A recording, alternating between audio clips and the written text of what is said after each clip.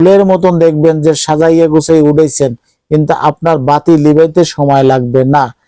ঝগড়া কেন লেগে থাকে? সন্তান কেন অসুস্থ হয়? সন্তান কেন গাঁজা খায়? সন্তান কেন কুকর্মে জড়িত হয়? এইগুলো বিবেচনা একমাত্র শুধু খালি আপনার বিবেক করবেন যে আপনার টাকাটা সঠিক পাত্রে আসতেছে না। বলবো সঠিক রাস্তায় ইনকাম করে সংসার পরিচালনা করেন।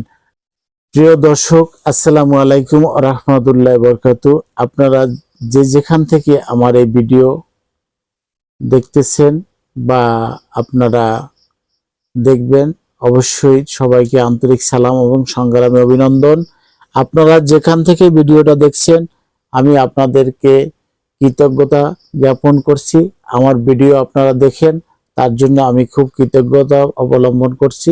আসলে মূল কথা হলো যে সংসার জীবন একটি সংসার জীবনে যারা সংসার চালায় তারা বোঝে যে সংসারের যন্ত্রণা কি।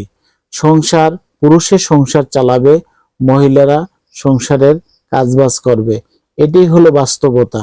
কিন্তু আমাদের সমাজে কিছু কিছু জিনিস দেখা যাচ্ছে, মহিলাদের দেখা দিয়ে সংসার চালানো হয়, চাকরি করানো হয়, এবং পুরুষরাও দেখা যাচ্ছে ঘুরে ফিরে বেড়ায়। তাই আমি বলবো যে আপনি কাপুরুষ না, আপনি পুরুষ, আপনি কাপুরুষ না। তাই জন্য আপনি যদি কাপুরুষ হন, হাতে চুড়ি পরেন। আপনি যদি কাপুরুষ না হন, তাহলে আপনি ব্যবসা বাণিজ্য করুন, আপনার স্ত্রীকে ঘরে বসে খাওয়ানোর ব্যবস্থা করেন। আপনার স্ত্রী বাহিরে যাইয়া যখন চাকরি বাদা করবে, বাহিরে যাইয়া আয় বাণিজ্য করবে, তখন আপনার দেখা যাবে যে ওই স্ত্রী আপনার উপরে উঠে কথা বলার চেষ্টা করবে। তাই আপনি কন্ট্রোল করতে তখন আপনার কিন্তু হিমশিম খাবেন। তাই আপনি লাই দিয়ে আপনার টাকা পয়সার লোভের জন্য আজ আপনার স্ত্রীকে আপনি দেখা যাচ্ছে যে আপনার স্ত্রীকে আপনি চাকরিতে দিচ্ছেন। এই সমস্ত থেকে আমরা পরিহার হই, আস্তে আস্তে সমাজকে পরিবর্তন করার চেষ্টা করি, যাহাতে আমাদের সংসারে, প্রত্যেক সংসারে শান্তি ফিরিয়ে আসে। শান্তি ফিরিয়ে আনতে হলে স্ত্রীর কাজ করবে, সংসারের কাজ করবে, আপনি আপনার বাইরের কাজ করবেন। আমাদের এই যে অল্প আয় দিয়ে কিন্তু একটি ভালো কিছু করা সম্ভব। আপনি দেখবেন একজন মাওলানা বা হুজুর বা ইমাম, ওনাকে বেতন দেন 2-3 হাজার টাকা বেতন দেন, সে কিন্তু পাঞ্জাবি দেখা যাচ্ছে যে পাঞ্জাবি কিন্তু আয়রন করে তারপর কিন্তু পরে। আর আপনার আমি কিন্তু এইভাবে পড়তে পারি নাই।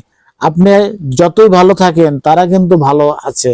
তার জন্য আপনার আমার চেষ্টা থাকা উচিত যে আসলে আমাদের আয় বাণিজ্য বরকত কেন হয় না, এবং সংসারে ঝগড়া কেন লেগে থাকে, সন্তান কেন অসুস্থ হয়, সন্তান কেন গাঁজা খায়, সন্তান কেন কুকর্মে জড়িত হয়, এইগুলো বিবেচনা একমাত্র শুধু খালি আপনার বিবেক করবেন যে আপনার টাকাটা সঠিক পাত্রে আসতেছে না।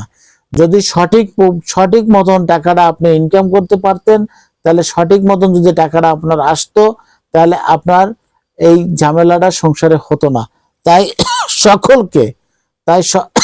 সকলকে আমি বলবো, এবং আমি আপনাদের ছোট ভাই এবং ভাতিজা হিসেবে আপনাদের কাছে আমার অনুরোধ, এবং অনেকের বন্ধু হিসেবে আমার অনুরোধ থাকবে, সন্তানদেরকে সুসন্তান করুন, এবং যাদেরকে আপনার স্ত্রীদেরকে ঘরের কন্ট্রোল রাখার চেষ্টা করুন, তাহলে আপনার সংসার শান্তিতে ফিরে আসবে। তাই আমরা সবাই মিলে মিশে, আমি আমার কথা বলবো যে আমি আমার মতন করে সংসার পরিচালনা করার চেষ্টা করছি। আমার রব্বুল আলামিন আমার সহায় ছিল বিদায় আমি পারছি। আপনাদের দোয়ার আশীর্বাদে আমি সংসার পরিচালনা করে সুন্দরভাবে, এক মনে এক ন্যায়তে সুন্দরভাবে আমি সংসারটা পরিচালনা করে আল্লাহ আমার মাধ্যমে সংসারকে পরিচালনা করাইছে। তাই আপনাদেরও বলবো যে আপনারা যাতে সুন্দরভাবে এভাবে সংসার পরিচালনা করে বাবা মা ভাই বোন আত্মীয় স্বজন সকলকে নিয়ে একটি সামাজিক ক্ষেত্রে সামাজিকভাবে বসবাস করতে পারেন এবং সঠিকভাবে আয় করে সৎ পথে থেকে আপনি জানি জীবন নির্বাহ করতে পারেন। অসৎ পয়সা ইনকাম করে কোনোদিনও কেউ শান্তি হতে পারে নাই। আজ অথবা কাল তার টাকা পয়সা নষ্ট হয়ে যাবে। আপনার টাকা আজকের মানে, তার জন্য আমরা সেই বাতি জানি না লেবে, তার জন্য আমি বলের মতন দেখবেন যে সাজাইয়া গুছাই উঠেছেন, কিন্তু আপনার বাতি লিবাইতে সময় লাগবে না। বলবো সঠিক রাস্তায় ইনকাম করে সংসার পরিচালনা করেন। আপনার আমার মানে দেখা যাচ্ছে শান্তি এবং আল্লাহ মঙ্গল কামনা করবে। মঙ্গল যদি আমাদের দিকে আল্লাহ রাব্বুল আলামিন তাকায়, তাহলে আমরা আসলেই ভালো থাকতে পারবো। তাই ভালো থাকবেন, সুস্থ থাকবেন।